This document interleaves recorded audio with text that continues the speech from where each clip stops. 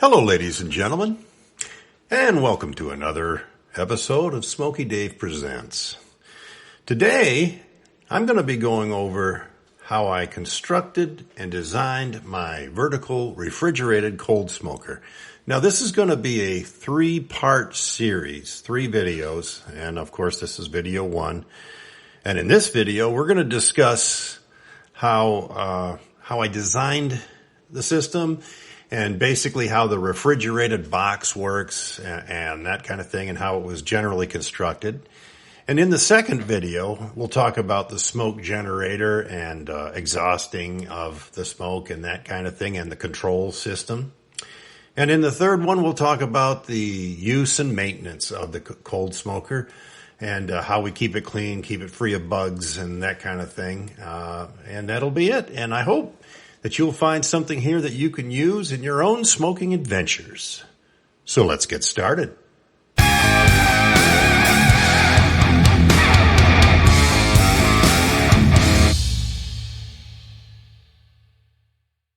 When we're smoking any kind of sensitive food, and that's most of them, and by sensitive I mean temperature sensitive, foods we really want to keep at a nice 65 degrees during the entire smoking process, that can be very difficult, especially in summertime when temperatures get quite a bit higher.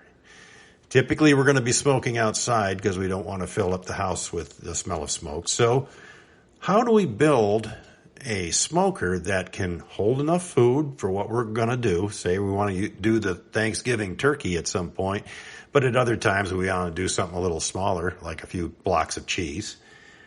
How do we build something that is adjustable with our smoke so that we don't have to halfway through go dump another pile of chips into the generator and possibly over smoke our food when, how the generator first starts up, it has a little bit more creosote. How do we control that? How do we control the exhausting of the smoke if it gets too heavy inside? All of these things are things we need to think about when designing and building our own cold smoker. Well, that's what we're going to talk about today. When designing our cold smoker, the first consideration is the volume of the main container. So let's draw a little box for that. And the number of racks that you're going to have in it. Now, I have enough for 5 racks. I currently only have 4 actual metal racks, but how many ever racks you think you're going to need. And you're going to want some hooks, too, in case you want to hang things like a pork roast or a turkey or something like that. So that's the first thing we're going to do.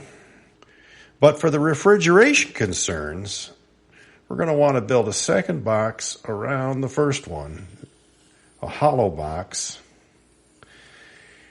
And this hollow box will allow cold air to come in and surround the inner box, and that is how we can keep it cool inside. I'll use a different color here. Now, the other consideration we have is we've got to be able to vent that smoke out. If the smoke stays inside and tends to get stale, you're not going to get the best flavors. So you got to have some kind of venting system, and it should be active, so that means there needs to be a fan in it. And of course, the main thing of all is our smoke generation system. So something is going to be creating smoke and putting it into the box. And actually, this is not really well drawn because it's going to actually have a long tube, and then it's going to go way down and go in at the bottom. We want it to go in the bottom, and so that the smoke goes up and then out. And we want a long tube with a little drain edge here for the creosote, because we don't want that going in there. So this is our basic design.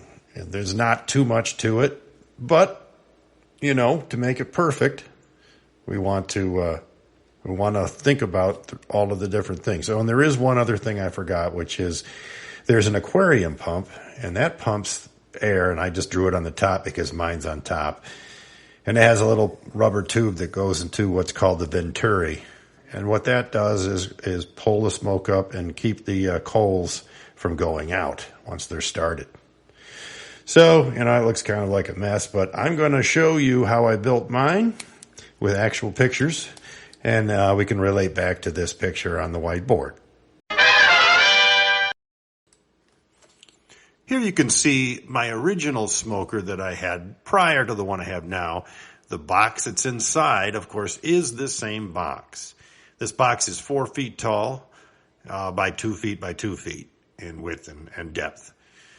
It has the ability to hold up to 5 racks and has hooks on it to hang food, and it has a door that seals using clothesline. You can't really see that in this picture, but I'll show a close-up later.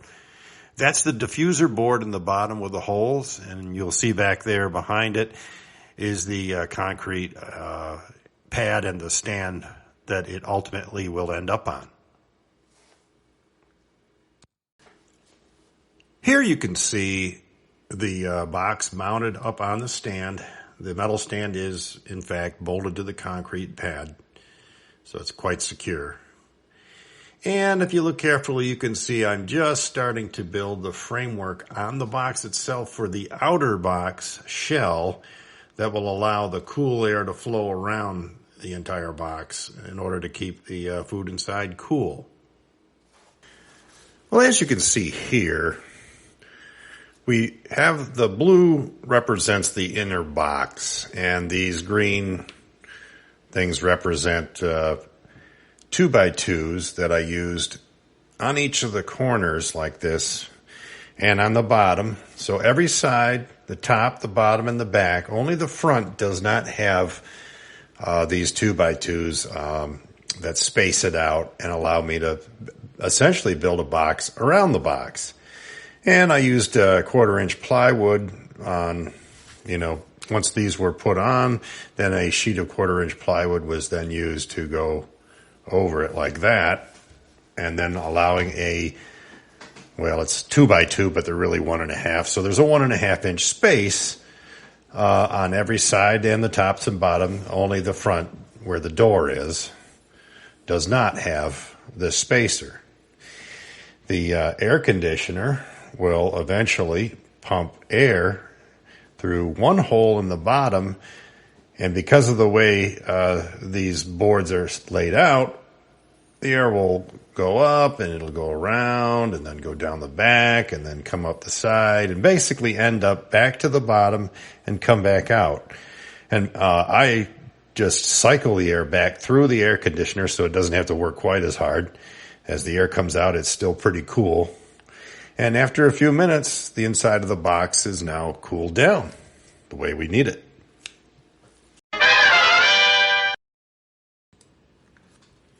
So as you can see from this picture of the back of the completed smoker, that, the box is there. It's, of course, trimmed out and has a roof and everything on it now.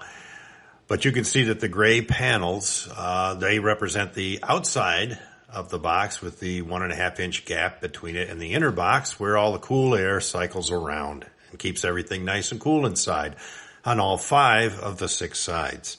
You can also see the air conditioner mounted below, as I showed on the whiteboard. So I hope that gives you an idea of how to build a refrigerated vertical cold smoker. Thank you, everyone, for watching this first of our series on how to build a vertical refrigerated cold smoker. If you liked what you saw here today, I would encourage you to subscribe and smash that like button for us. It really helps us with the YouTube algorithm. Stay tuned for parts 2 and 3. And until next time, thank you for watching.